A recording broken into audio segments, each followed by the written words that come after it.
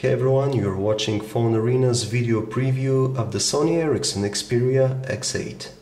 The Xperia X8 is a mid-end Android smartphone which takes the place between the X10 and the X10 Mini.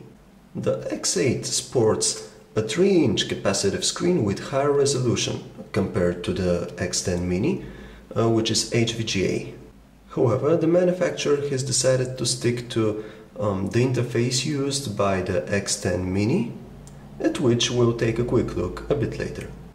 So let's take a quick glance at the front of the device. We have the 3-inch capacitive screen with HVGA resolution. It manages to produce some decent looking colors. Unfortunately, the viewing angles are not so good because this is standard LCD technology. And the biggest gripe we have with it is its lack of multi-touch. But all in all, it's a capacitive screen with nice sensitivity, so it's pretty usable for a mid-end device. Below the display we have these 3 characteristic Xperia keys. These are for menu, for home and back. On the left side we have the camera shutter and the volume rocker. On the top side we have a 3.5mm headset jack, a lock key and a micro USB port. And on the back we have a 3.2 megapixel camera without a flash or autofocus. Now, as far as design goes, we think that the X8 is one very good looking handset. It's elegant, we appreciate how compact it is. Of course, the materials they have used are not the most expensive ones out there, which is totally understandable for such a handset, but still it feels so right in the hand, it looks good, so we're very pleased with the design of the Xperia X8. Here it is, the interface of the Sony Ericsson Xperia X8. This is actually the same interface that's been employed by the X10 Mini. It is a nice Android personalization which makes the operating system even easier to handle on a smaller screen. Of course, you have your multiple home screen pages on which you can deploy up to 1 widget on a page. This happens through this screen. Very simple and easy stuff. The same goes for the icons, but here your icons reside only in the main menu and in the 4 corners of the screen. A characteristic feature of this interface is the Timescape application.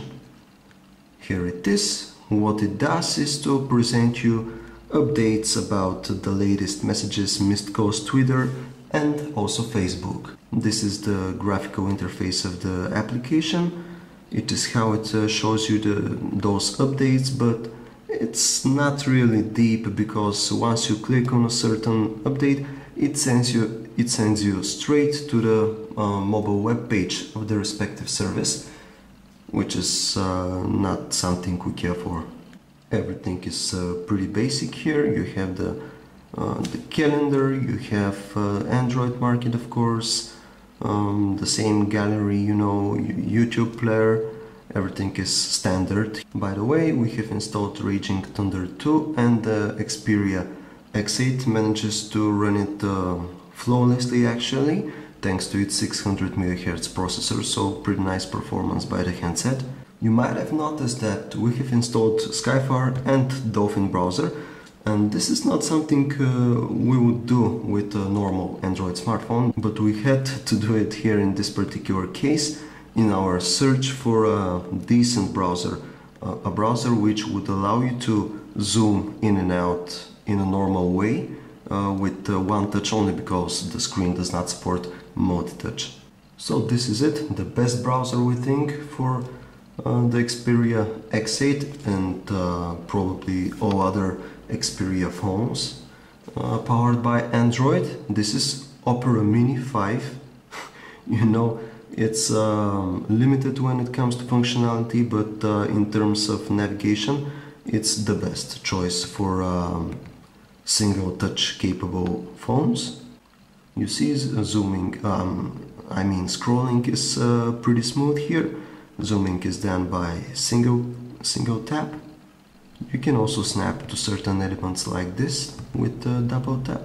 and double tap again to zoom out. Having reached the end of our video preview with the Xperia X8, we can say that we like this handset. We like it mostly because of its design, which is very stylish, very elegant, and not something you'd often encounter with a mid-range Android smartphone. In addition, it's very responsive, and even playing some of the more complex games there in Android market is not a problem on the X8. And our biggest gripe with it seems to be its lack of multi-touch. Not that we cannot live without it, but still it makes navigation in the browser way more difficult. So this was our quick video preview of the Xperia X8. For more details on this particular handset and many other phones, you can visit us anytime at phonearena.com.